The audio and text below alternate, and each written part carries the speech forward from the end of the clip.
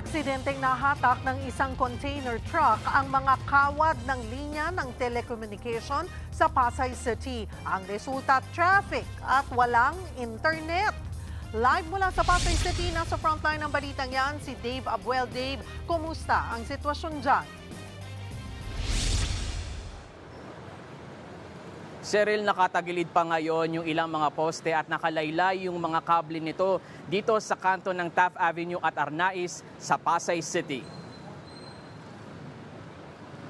Nabali ang poste ng mahila ng dumaang container truck ang mga kawad kaninang madaling araw.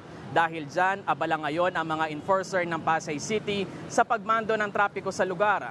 Kasabay niyan ang pagkumpuni ng mga tauhan ng mga telco companies sa mga nakalaylay na kable. Ayon sa LGU ng Pasay, isang container truck ang sumabit sa mga kable, kaya nahatak at tumagilid ang mga poste kaninang alas 2 ng madaling araw. Wala pang tiyak na bilang pero ilang subscribers ng mga telco companies sa lugar ang walang internet. Nasa 3 hanggang 5 araw daw ang aabutin para maayos ang linya. Ayon sa LGU, posibleng dahil sa mga hindi na aktibong linya na hindi naialis kaya bumigat ang kumpol ng mga kable at sumabit sa container truck.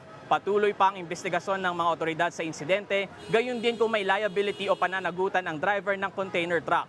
Tumanggi nang magpa-unlock ng panayam ang truck driver.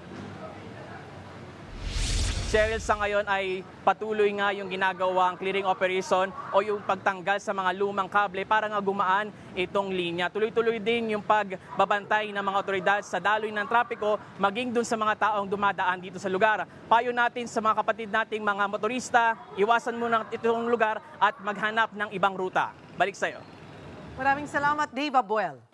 Mga kapatid, Cheryl Cosing po. Maging maalam at may pakialam sa mga napapanahong issue at headlines. Mag-follow at mag-subscribe na sa social media pages ng News 5.